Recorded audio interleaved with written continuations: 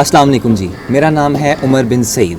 हमारे आज के एपिसोड में एक बहुत मायनाज क्रिकेटर हमारे साथ मौजूद हैं जिनका ताल्लुक़ फैसलाबाद जैसे छोटे से शहर से है, लेकिन इन्होंने ज़ीरो लेवल से स्टार्ट करके अपनी एफ़र्ट पे, अपनी स्ट्रगल पे पाकिस्तान को ग्लोबल लेवल पे रिप्रेजेंट किया।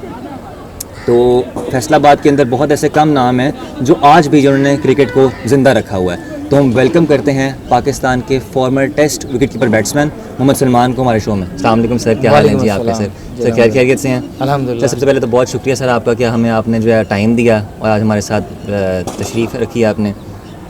तो सर आगे बढ़ते हैं। जैसे कि सारे जानते हैं कि सलमान भाई ने 2011 में अपना डेब्यू किया था।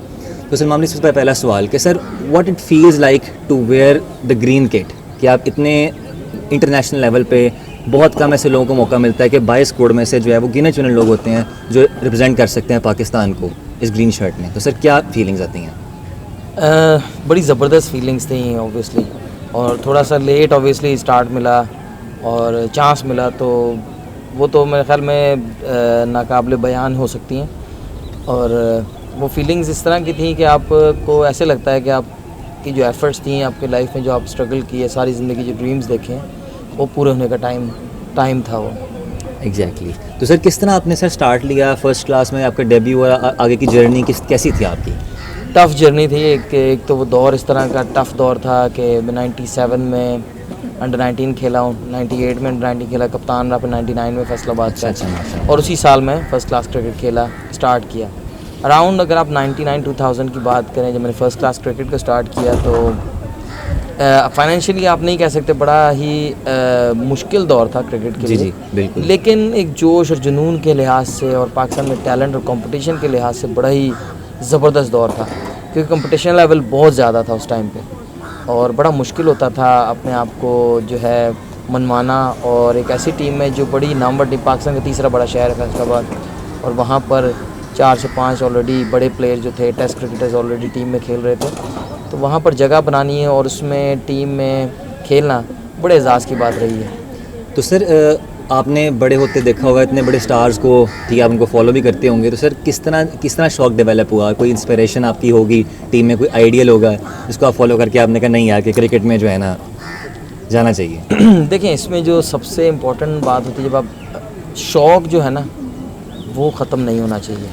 मैं आज भी अराउंड 39, तो मैं आज भी उतने ही शौक़ से इस गेम को खेलता हूँ जब मैं शायद 7-8 साल का था। क्योंकि बेसिकली हम अपना जो मेन मकसद होता है ना, जिस वजह से हम स्टार्ट करते हैं, अगर हम वो भूल जाएं तो बड़ा मुश्किल हो जाता है। जब इसको आप प्रोफेशनली स्टार्ट करते हैं, लेकिन कहीं ना कहीं वो शौक़ ही होता है जिसकी वजह से आप यहाँ तक पहुँचते हैं। तो मेरे ख्याल में वो जो शौक़ का अंसर था वो कभी ख़त्म नहीं हुआ, और वो एक ऐसी स्टेज से शुरू हुआ था, गली मोहल्ले से शुरू हुआ, क्लब क्रिकेट, उसके बाद प्रोफेशनल क्रिकेट अंडर 19 अंडर 16 के बाद से, तो वो हमेशा से वैसे ही रहा। इवन आज भी मेरा शौक़ का लेवल मुझे नहीं लगता कि कम हुआ है। नहीं सर, वो तो आपकी फ़िटनेस भी सर बता रही है अभी तक कि आज आप वैसे ही जो है वो जवान लगते हैं जिस तरह पहले थे। तो अच्छा सलमान भाई, क्या मैं पूछ सकता हूँ कि मोहम्मद सलमान का पाकिस्तान नेशनल टीम में एक तो आना इतना बड़ा लंबा स्ट्रगल होता है, तो सर स्टेज जो है वो छोटा क्यों रहा है इतना? कंपटीशन काफ़ी टफ़ था, और मैंने कभी भी जब मैं बाहर भी हुआ उसके बाद भी काफ़ी ज़्यादा लोगों ने कुरेदने की कोशिश की कि मैं कोई इस तरह का बयान दूं जो कंट्रोवर्शियल हो। तो उसमें जहाँ तक बात है, देखें, मेरे हाथ में कीपिंग ग्लव्स और बैट मेरे हाथ में था परफॉर्म करने के लिए। मुझे बैटिंग में मुझसे परफॉर्म नहीं हो सका। आया कि कम चांसेस हों, मैं ये कह सकता हूँ कि कम चांसेस थे, या लोग कहते हैं कि कम चांसेस मिले, लेकिन स्टिल मेरी जर्नी शायद इतनी ही थी। मैं उस पर भी शुक्रगुज़ार हूँ, और मैं बड़ा जो हूँ अल्लाह का शुक्र अदा करता हूँ कि अल्लाह ताला ने जो है टेस्ट कैप दी और इंटरनेशनल क्रिकेट खिलवाई। पाकिस्तान क्रिकेट में बड़ा मुश्किल रहता है इतनी ज़्यादा आबादी में आपका खेलना, तो मैं उसी पे बहुत ज़्यादा शुक्रगुज़ार हूँ। और रिग्रेट्स थोड़े बहुत रहते भी हैं, लेकिन मैं ऐसे लोगों में से नहीं हूँ।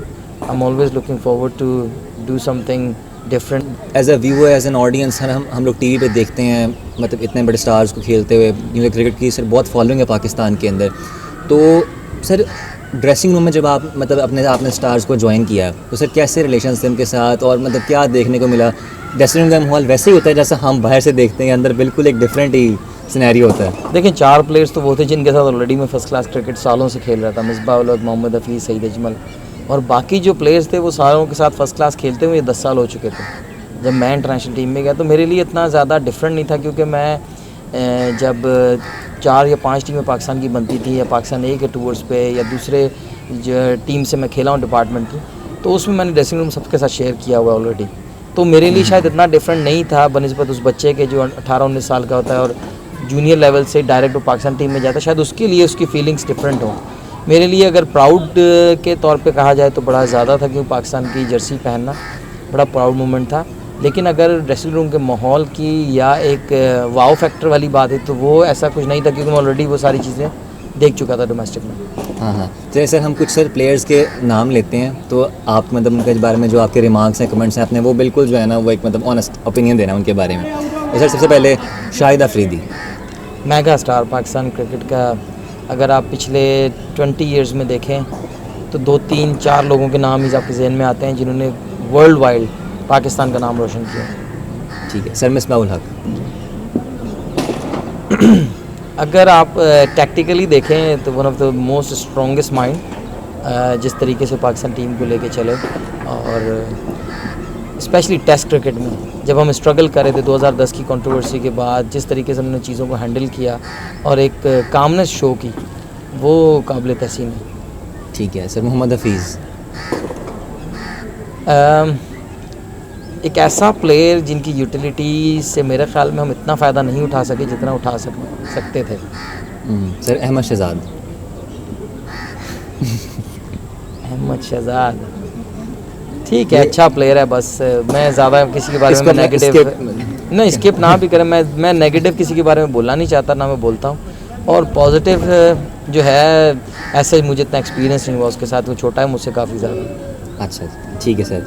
और सर जिस तरह हम जानते हैं कि मोहम्मद सलमान जो है वो इंग्लैंड में सर आपका काफ़ी स्टे रहा है, तो आई थिंक 18 साल लीग खेला हूँ तकरीबन। ठीक है, तो सर वहाँ की बनस्बत सर आप अगर आपका जो वहाँ पे स्ट्रक्चर आपने देखा होगा, वहाँ फैसिलिटीज़, ठीक है ना, जो आपका वहाँ लाइफस्टाइल है, क्रिकेटिंग लाइफस्टाइल जो है, उसको अगर आप सर पाकिस्तानी स्ट्रक्चर से कंपेयर करें तो सर क्या कितना फ़र्क है?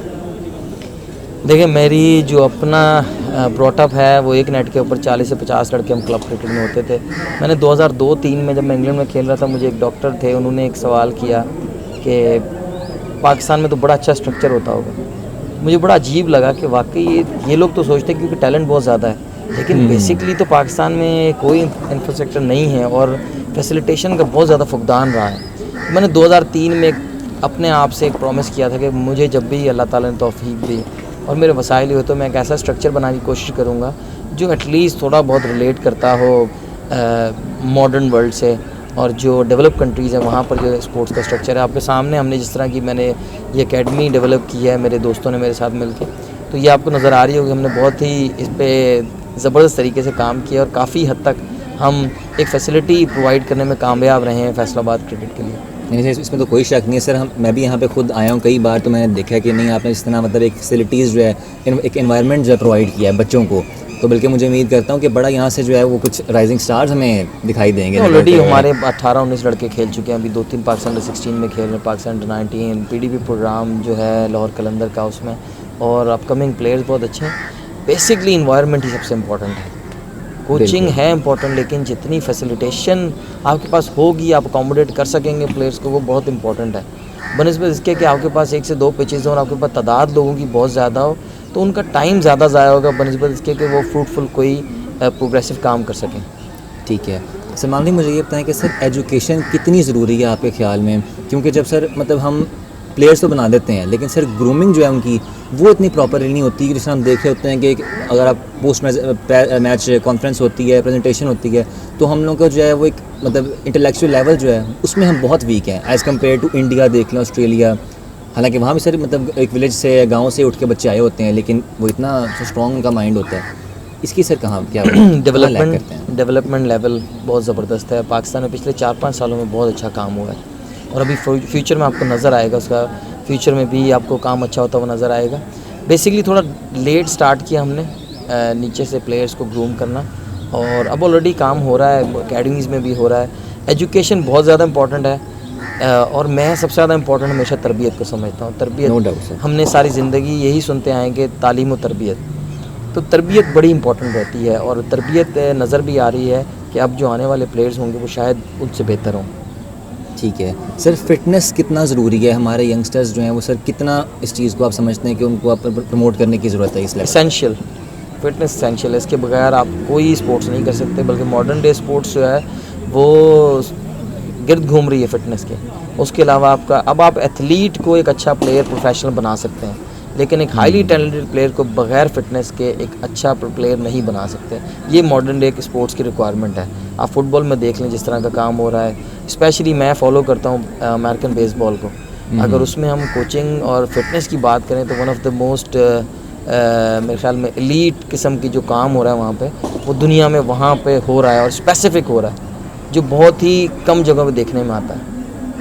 तो सर जो हमारे यंगस्टर्स हैं सर, आप क्योंकि उनके दरमियान रहते हैं, आप उनके साथ खेलते हैं, आपका रहता है उनके साथ रहन सहन एक है, तो सर आप समझते हैं कि सर हमारे जो बच्चे हैं वो एक इंटरनेशनल पे कम्पीट कर सकते हैं, उनकी इतनी फिटनेस जो है उनके में है? देखिए, इंटरनेशनल लेवल पे जहाँ तक करने की बात है, सबसे इम्पॉर्टेंट बात तो ये है कि हम इन्वायरमेंट क्या दे रहे हैं और हमारे पास फैसिलिटेशन किस तरह की हैं।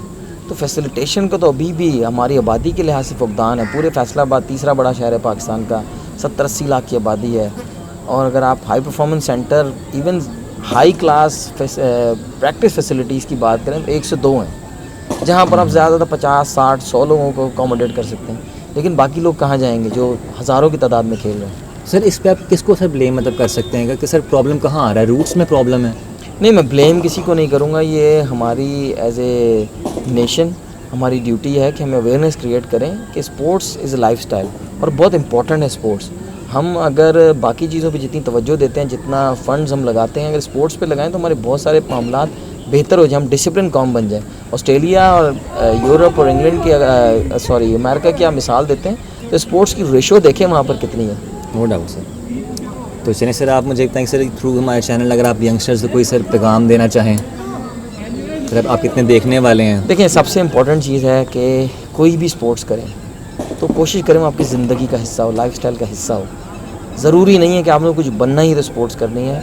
अगर हम एक ऐसी नेशन बनना चाहते हैं जो अवेयर हो, जो वेल मैनर्ड हो, वेल डिसिप्लिन हो, तो हमें स्पोर्ट्स को बहुत ज़्यादा फ़रोग़ देने की ज़रूरत है।